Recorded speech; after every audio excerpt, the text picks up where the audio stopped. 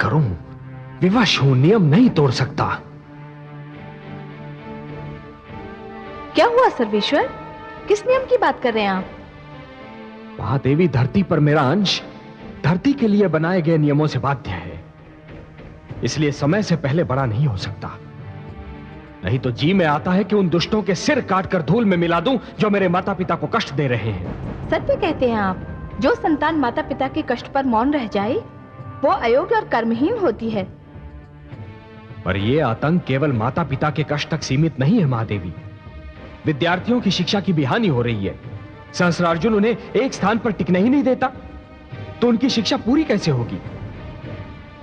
महादेवी, ऋषि जमदग्नि रात्रि को भी शिक्षा प्रदान इसलिए कर रहे हैं कि दिन की हानि की पूर्ति होनी है। परंतु ऐसी स्थिति में विद्यार्थियों की मनस्थिति कुछ ऐसी हो जाती है कि उनका पूरा ध्यान शिक्षा पर नहीं रहता। आचार्य भयभीत हैं, शिक्षार्थी आतंकित हैं, और यह सब कुछ देखकर भी मैं कुछ नहीं कर सकता महादेवी, मैं कुछ नहीं कर सकता।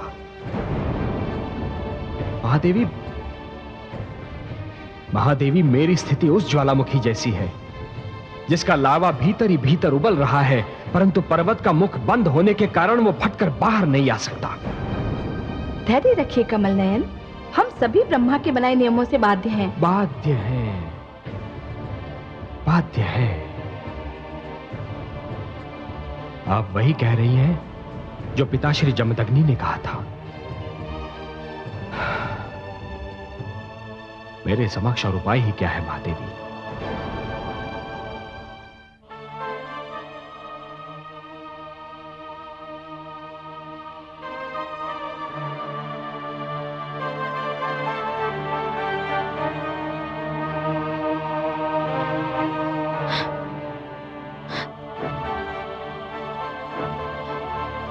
पुत्र राम, राम कहाँ गया? नहीं, स्वामी थक कर सोए हैं, इन्हें जगाना उचित ना होगा। मैं स्वयं देखती हूँ।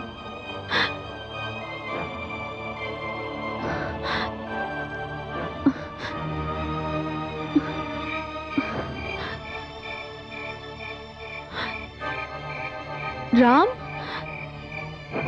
कहाँ गया होगा?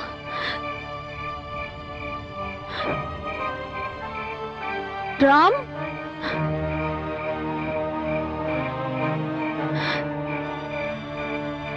राम,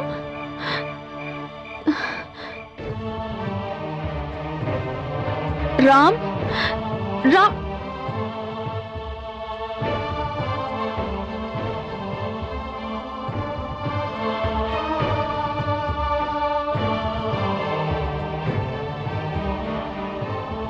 राम,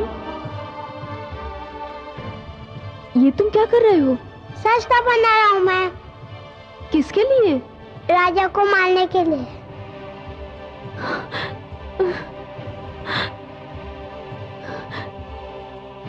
ये दुष्ट शस्त्र अर्जुन, देख तेरे कारण ये क्या हो रहा है। जो बालक मुख से शस्त्र शब्द का उच्चारण नहीं कर पाता था, आज वो शस्त्र बना रहा है। तूने एक बालक से उसका बालपन छीना है। संसार तुझे इस पाप के लिए कभी क्षमा नहीं करेगा।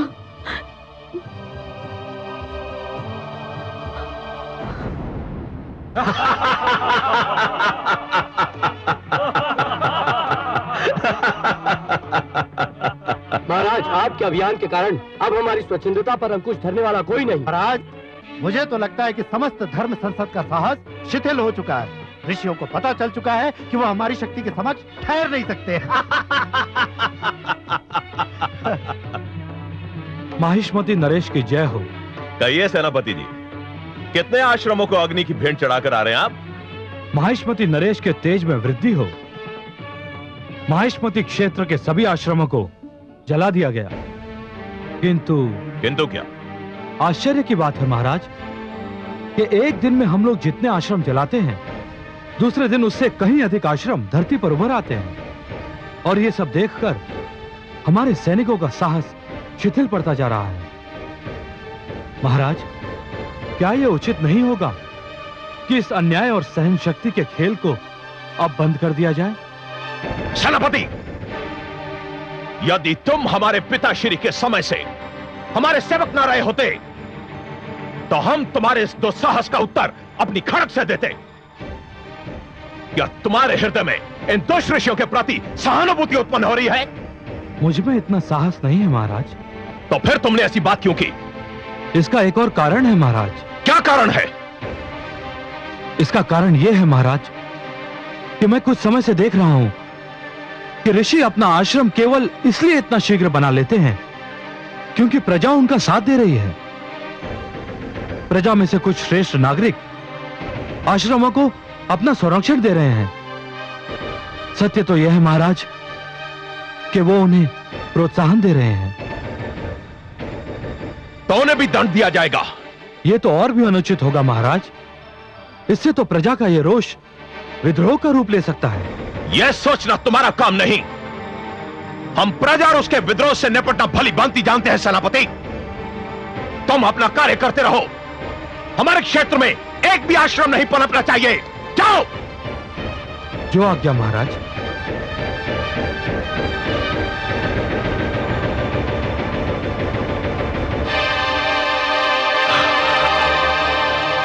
ऋषि जमदग्नि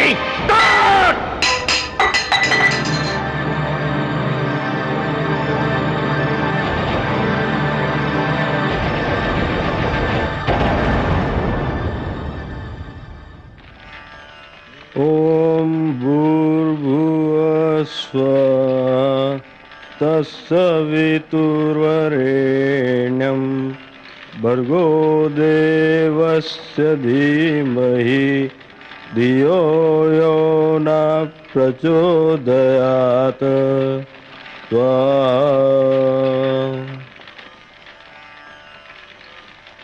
राम, देवी राम कहाँ है? उसे बुलाइए। आज उसका उपनयन होना है और उसे यज्ञ के समस्त नियम भी समझाने हैं। स्वामी, मैंने तो उसे आने को कहा था, ना जाने कहाँ रह गया। मैंने गुरुपुत्र को वन में स्थित खंडरों की ओर जाते देखा था। खंडरों की ओर? हाँ गुरुदेव, मैंने कहा भी था कि यज्ञ का समय हो रहा है। तो उसने क्या कहा? उसने कहा तुम जाओ, मैं आ जाऊंगा। तुम जाओ और उसे लेकर आओ। जी गुरु माता। ठहरो, तुम सब यहीं रहो, मैं उसे लेकर आता हूं।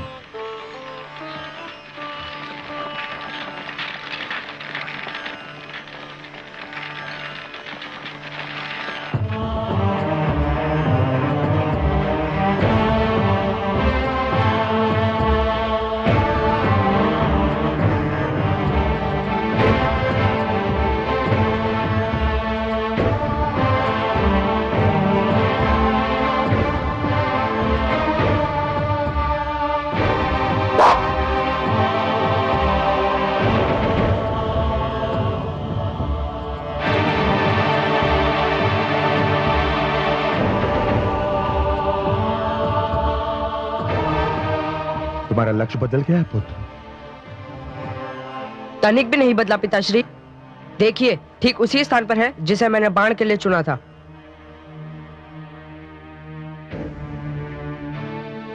मैं इस लक्ष्य की बात नहीं कर रहा हूं पुत्र, मैं इस लक्ष्य की बात नहीं कर रहा हूं। जो तुम कर रहे हो ना पुत्र, वो हमारे जीवन का लक्ष्य नहीं है। क्यों पिताश्री?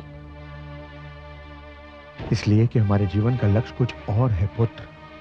हम ब्राह्मण हैं, हमारा कर्म ज्ञान देना है, शास्त्रों का प्रचार करना है, अधिक से अधिक शिक्षा ग्रहण करना है और समाज को अधिक से अधिक शिक्षित करना है। क्या हमारा लक्ष्य चुपचाप अत्याचार सहते रहना है? क्या हमारा लक्ष्य ये भी है कि नित दिन हमारे घर और आश्रम फूके जाते रहे और हम पशुओं की भांति एक स्थान से दूसरे स्थान पर हाके जाते रहे? ये हमारी नियति है पुत्र, हमारा भाग्य है। क्षमा करें पिताश्री, कभी कभी हम सब नियति और भाग्य जैसे शब्दों का प्रयोग वहां भी कर बैठते हैं जहां कायरता का शब्द अधिक शोभा देता है। नहीं पुत्र, सहनशीलता कायरता नहीं होती पुत्र। हम जिसे सहनशीलता कह रहे हैं, समय और इतिहास उसे पलायनवाद का नाम देगा, सत्य से भागने की चेष्टा कहकर पुकारेगा। हाँ पिताश्री, यदि अत्याचार का हाथ ना रोका गया, दमन की कलाई ना मरोड़ी गई, तो एक एक करके हमारे सारे आचार्य भी अपने अपने आश्रमों की भांति अग्नि की भेंट चढ़ जाएंगे। जब ज्ञान के भंडारी लूट जाएंगे, उसके भंडारी ही समाप्त हो जाएंगे, तो कहाँ करेंगे हम ज्ञानदान, कहाँ करेंगे शास्त्रों का प्रचार, कौन बचेगा ये सब विचार करने के लिए भी? उस समय पिताश्री किसी को हमारी सहनशीलता का ध्यान नहीं आएगा। इतिहास हम पर कायरता और दुर्बलता के आरोप लगाएगा। क्षमा करें पिताश्री, अभी मुझे शस्त्र सीखने दीजिए। शास्त्र पढ़ने के लिए और बहुत समय शेष है।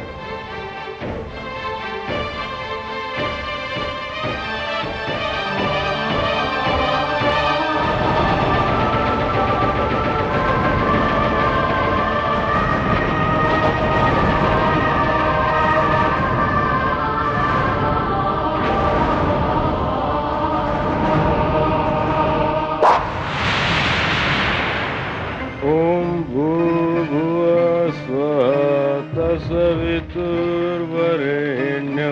भर्गो देवस्य धीमहि धियो यो न प्रचोदयात्।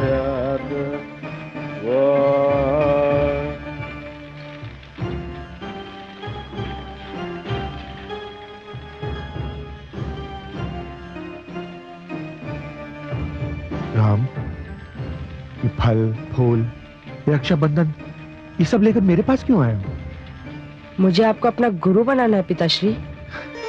गुरु? मैं तो तुम्हारा जन्म से गुरु हूं पुत्र। आज तक तुम्हें जो शिक्षा मिली है वो किससे मिली है पुत्र? निसंदेह आपसे मिली है पिताश्री, परंतु वो तो शास्त्र विद्या सिखाई थी आपने। अब तक आप शास्त्रीय नियमों की शिक्षा देते रहे हैं। मैं समझा नहीं, तुम और क्या चाहते हो पुत्र? मैं आपसे शस्त्र विद्या सीखना चाहता हूँ। पुत्र, मैं पहले भी तुमसे कह चुका हूं कि मैं तुम्हें शस्त्र विद्या नहीं सिखा सकता। क्या मैं पूछ सकता हूँ कि जब आप समस्त राजाओं और राजपुत्रों को शस्त्र विद्या सिखा सकते हैं, तो अपने ही पुत्र को क्यों नहीं सिखा सकते? राजपुत्र क्षत्रिय होते हैं पुत्र। शस्त्र विद्या की संपूर्ण जानकारी क्षत्रिय धर्म का अंश है, बल्कि स्वयं क्षत्रिय धर्म है। तुम ब्राह्मण हो पुत्र, तुम्हारा कर्म क्षेत्र शास्त्र विद्या है। कर्म क्षेत्र परिवर्तित भी तो हो सकते ना पिताश्री? नहीं, एक ब्राह्मण का कर्म क्षेत्र कभी नहीं बदल सकता पुत्र। क्षमा करें पिताश्री, यदि ऋषि विश्वामित्र क्षत्रिय होकर ब्राह्मण धर्म का पालन कर सकते हैं, आचार्य बन सकते हैं, तो मैं ब्राह्मण होकर क्षत्रिय धर्म क्यों नहीं स्वीकार कर सकता? मैं दूसरों के कर्म का उत्तरदायी नहीं हूं पुत्र, परंतु जहां तक मेरा प्रश्न है, मैं एक भ्रष्ट परंपरा आरंभ करने का अपराध नहीं कर सकता। मैं एक शिक्षक हूं पुत्र, और मैं चाहता हूं कि तुम भी शिक्षक बनो, शिक्षा का प्रचार करो। अपना निर्णय बदल दो पुत्र। मैं निर्णय नहीं बदल सकता पिताश्री, गुरु अवश्य बदल सकता हूँ। क्या? यदि आप गुरु बनना स्वीकार नहीं करेंगे, तो भी मेरा उत्साह कम नहीं होगा। मैं अपने लिए गुरु खोज कर रहूंगा, और वह गुरु मुझे जब और जहां मिलेगा, मैं उसका शिष्य बनना स्वीकार कर लूंगा। क्षमा करें पिताश्री।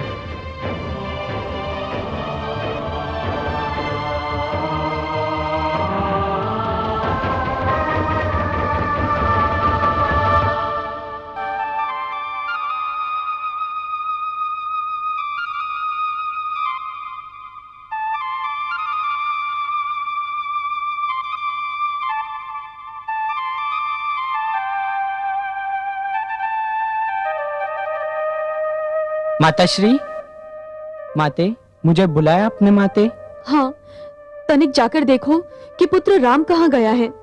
तुम्हारे पिताश्री उसकी खोज में भी गए, पर अब तक ना वे लौटे हैं और ना ही पुत्र राम। रेणुका, वो अब लौटेगा भी नहीं। ये आप कैसी अशुभ बातें कर रहे हैं स्वामी? क्यों नहीं लौटेगा मेरा पुत्र? कहाँ गया है? रेणुका, आपका पुत्र एक ऐसे पद पर निकल पड़ा है कि यदि वो वहां से वापस लौटकर आया भी, तो वो नहीं रहेगा जिसे आपने जन्म दिया है। वो नहीं रहेगा जिसका मैंने पालन पोषण किया था। आप ये कैसी बातें कर रहे हैं स्वामी? मेरे तो प्राण निकले जा रहे हैं। आप स्पष्ट रूप से क्यों नहीं कहते? क्या हुआ है मेरे पुत्र को? किस पथ पर चल निकला है वो स्वामी? मैं सत्य कह रहा हूं रेणुका। जिस डगर पर आपका पुत्र यात्रा कर रहा है, वो डगर हमारे संस्कारों की ओर नहीं आती, हमारे सिद्धांतों के विपरीत है। आपने क्या पहेलियां बुझाने की सौगंध खा रखी है स्वामी? आप क्यों मेरी व्याकुलता बढ़ा रहे हैं? रेणुका, हमारे पुत्र ने ब्राह्मण संस्कार त्याग कर क्षत्रिय संस्कार अपना लिया है। वो शास्त्र को छोड़कर शस्त्र को थाम लिया है। ज्ञान, शिक्षा, विद्या के मार्ग से हटकर वो युद्ध, आक्रमण और रणभूमि के मार्ग की ओर मुड़ गया। रेणुका, ये तो होना ही था स्वामी। क्या होना ही था रेणुका? पुत्र, तुम जाओ। जी माते।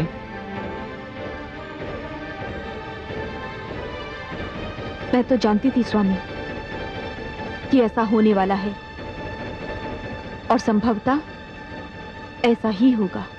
अब आप पहेलियां बुझा रही रेणुका? नहीं स्वामी, मैं कोई पहेली नहीं बुझा रही। यदि हमारे पुत्र ने ब्राह्मण कर्म त्याग कर क्षत्रिय कर्म अपनाने का निर्णय किया है, तो इसके साथ एक पुरानी घटना जुड़ी हुई है। घटना? कैसी घटना? आप तो जानते हैं स्वामी, मेरी भांति मेरी माताश्री भी किसी ब्राह्मण की पत्नी नहीं थी, एक क्षत्रिय की पत्नी थी, और उनके कोई पुत्र नहीं था। जानता हूं। वे पुत्र इच्छा से आतुर होकर ऋषि ऋचिक के पास गईं और उनसे प्रार्थना की कि वे कुछ ऐसा उपाय करें जिससे उन्हें भी एक पुत्र की प्राप्ति हो। वैसे स्त्रियों में पुत्र की इच्छा अधिक प्रबल होती है देवी। आप सत्य कहते हैं स्वामी। इसी इच्छा के अधीन होकर वे ऋषि ऋचि के पास गए। ऋषि ने उन्हें औषधि मिली एक खीर खाने को दी। माताश्री ने मेरे लिए भी खीर मांगी, तो ऋषिवर ने प्रसाद के रूप में मेरे लिए भी खीर प्रदान की और कहा कि इसके प्रयोग से उन्हें एक वीर क्षत्रिय पुत्र की प्राप्ति होगी और मुझे एक विद्वान ब्राह्मण पुत्र की। तो फिर क्या हुआ? माताश्री जब घर लौटी तो वे ये भूल चुकी थी कि खीर का कौन सा प्याला उनके लिए है और कौन सा मेरे लिए। फलस्वरूप भूल से मैंने उस प्याले की खीर पी ली जो मेरी माताश्री के लिए दी गई थी। तो इससे क्या अंतर पड़ा? उस समय तो अंतर नहीं पड़ा, पर अब पड़ रहा है। मैं कुछ समझा नहीं रेणुका। ऋषि ऋचि के वरदान से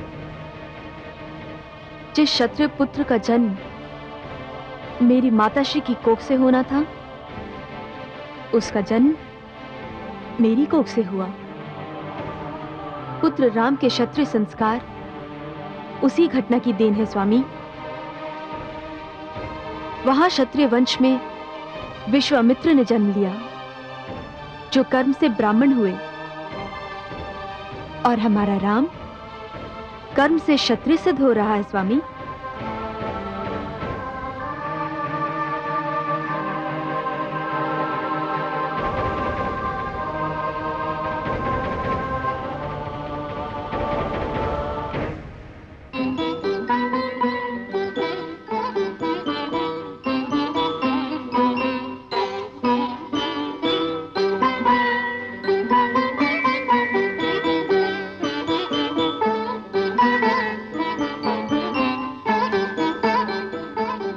माहिष्मती नरेश की जय हो। प्रणाम महारानी। सेवक आपके आदेशानुसार अपना अभियान संपन्न करके सफल लौट आया है। सेनापति कितने राज्यों का हमारे अधीन बनाकर लौटे हो? महाराज, आपको यह जानकर प्रसन्नता होगी कि आसपास के 25 क्षेत्र जो कल तक अपने आप को स्वाधीन समझते थे, आज महेशपति की अधीनता को अपना गौरव समझ रहे हैं। कुछ अपनी इच्छा अनुसार और कुछ महाराज की बढ़ती हुई शक्ति के भय से।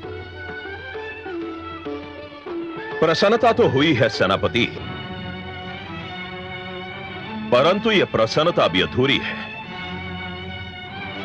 हमारे राज्य के चारों ओर 50 क्षेत्र हैं। 25 ने हमारी अधीनता स्वीकार कर ली है, 25 शेष अभी बाकी हैं। तो प्रसन्नता भी तो 50% होगी ना, पूरी कैसे हो सकती है? किंतु स्वामी, शेष 25 राज्य तो हमारे मित्र राज्य हैं। इन राज्यों के नरेश तो हर पग पर आपसे सहयोग करते रहे हैं। नहीं प्रिय, नहीं नहीं, यह तो न्याय होगा कि शत्रु हमारी शक्ति को पहचान ले, उसे समझ ले, और हमारे मित्र हमें शक्तिशाली समझने के स्थान पर हमें अपना मित्र ही समझते रहे। हम यह अनर्थ कैसे कर सकते हैं? तो आप करना क्या चाहते हैं? आप स्वयं देख लेंगी महारानी। सेनापति महाराज, हमारे मित्र राजाओं को कल हमारे समक्ष उपस्थित होने का निमंत्रण दो। जो आज्ञा महाराज।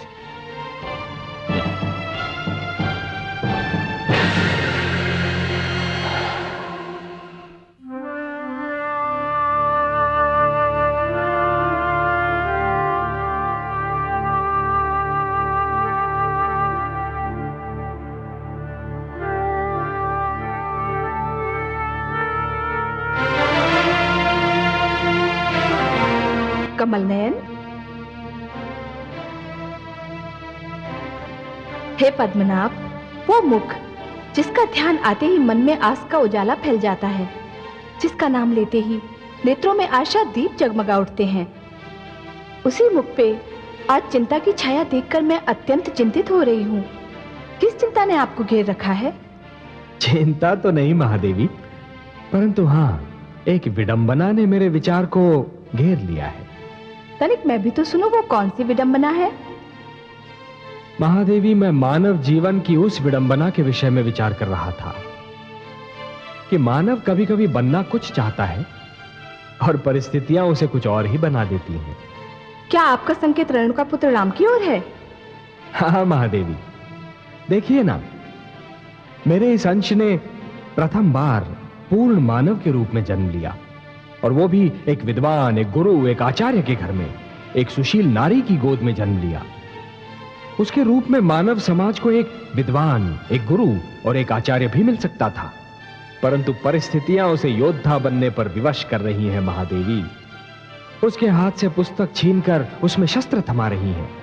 जो दोनों हाथों से ज्ञान लुटा सकता था महादेवी, उसके दोनों हाथों में धनुष और बाण पकड़ा दिए परिस्थितियों ने। हाँ कमल नयन, जो शांति का संदेश दे सकता था वो युद्ध का उपदेश दे रहा है। जिसे उस मार्ग पे जाना था जहाँ विद्या, ज्ञान और शांति है, वो उस मार्ग पर निकल पड़ा है जहाँ युद्ध, आग और रक्त है। किंतु इसमें उसका तो कोई दोष नहीं। कमल नयन, आपने सर्वथा उचित शब्द का प्रयोग किया है। परिस्थितियों ने उसे विवश किया है। वो इस मार्ग पर अपनी इच्छा से नहीं आया, उसे इस मार्ग पर ढकेल दिया गया है, और इसका कारण है सहस्त्रार्जुन। क्यों कर रहा है वो ये दुष्कर्म? महादेवी, मानव का जीवन शांत और सुखी बनाने के लिए ईश्वर ने उसके मार्ग में सहस्रों दीप जलाए हैं। उसके पास वेद, शास्त्र और अनेक अनेक धर्म ग्रंथ भेजे हैं, जिनमें जीवन के सिद्धांतों का वर्णन किया है, जीवन की सीमाओं की परिभाषा लिखी हुई है। इन सिद्धांतों और सीमाओं को राजा को अपने ढंग से मानना था और प्रजा को अपने ढंग से। किंतु सहस्त्रार्जुन की प्रजा तो आज भी इन सिद्धांतों, नियमों और सीमाओं का पालन कर रही है कमल नयन। परंतु सहस्त्रार्जुन तो नहीं मान रहा ना महादेवी। महादेवी, जब कोई राजा या कोई सत्ताधारी वर्ग इस भ्रम में पड़ जाता है कि वो केवल एक राजा है, एक स्वामी है, और ये भूल जाता है कि वह प्रजा का सेवक है, प्रजा का रखवाला है, जब सत्ताधारी वर्ग सिद्धांतों को प्रतिबंध समझकर और सीमाओं को रोक समझकर उन्हें तोड़ने का प्रयास करता है, तो वो निरंकुश बनने लगता है।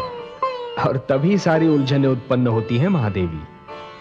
सत्ताधारी वर्ग की निरंकुशता दमन को जन्म देती है।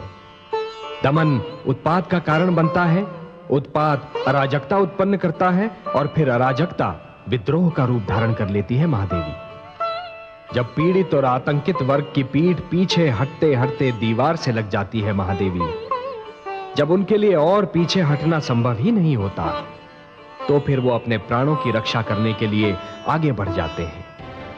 वो आक्रामक रूप धारण कर लेते हैं, विद्रोही बन जाते हैं। ये मानव जीवन का एक विषम मोड़ होता है महादेवी, जिस मोड़ पर समाज बदलते हैं, इतिहास बदलते हैं। नहीं, हम नहीं भागेंगे, हम शत्रुओं का सामना करेंगे। हम नहीं डरेंगे, शत्रुओं का सामना करेंगे। शस्त्र अर्जुन को यह विश्वास हो गया है कि हम उसके सामने ठहर नहीं सकते। हम विद्यार्थी हैं, शास्त्री हैं, हमारे हाथों में पुस्तकें हैं, शस्त्र नहीं। हम उसके आतंक के समक्ष चुपचाप सिर झुका देंगे। इसीलिए उसका साहस हर बीते दिन बढ़ता जा रहा है। सत्य कहते हैं आप गुरुपुत्र, इस आतंक पर रोक लगनी चाहिए। और उसका एक ही ढंग है, सहस्त्र अर्जुन को यह बता दिया जाए कि हमारे मन से उसके आतंक का भय निकल चुका है। हमने उसके सामने ठहरने का साहस जुटा लिया है। यदि हम पर आक्रमण होगा तो हम अपनी रक्षा करेंगे। हमें मरना ही पड़ा तो हम उनको मारकर ही मरेंगे। बोलो, क्या तुम मेरे साथ हो? हाँ, हम सब तुम्हारे साथ हैं।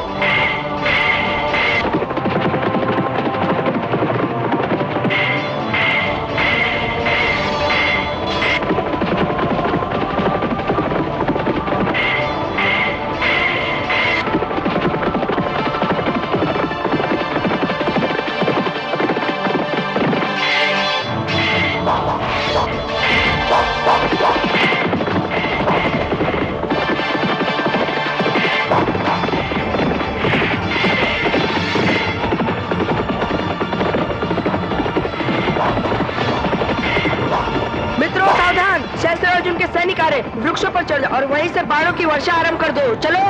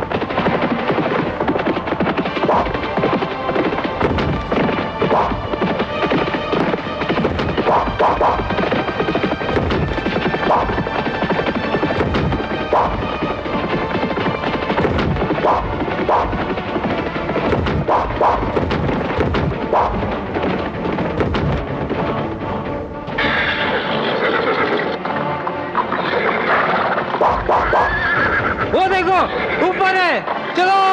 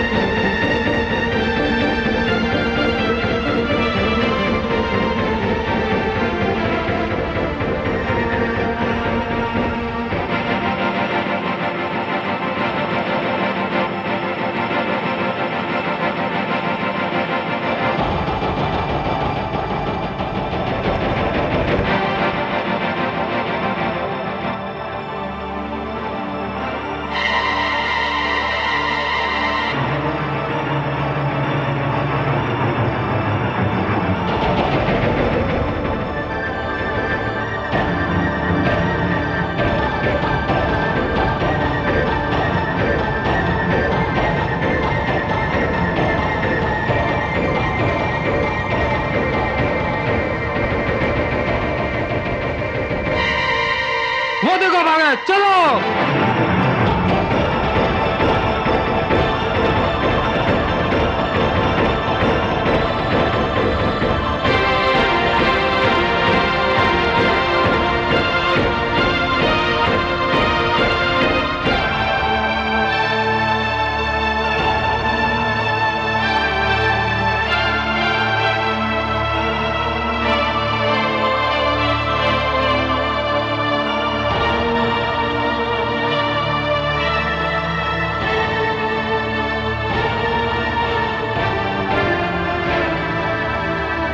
चलो मंदिर में देखते हैं।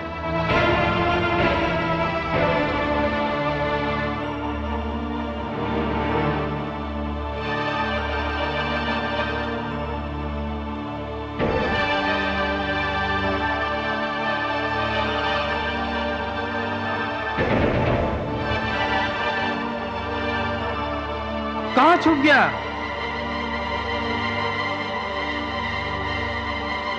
गोरा मूर्ति के पीछे चलो।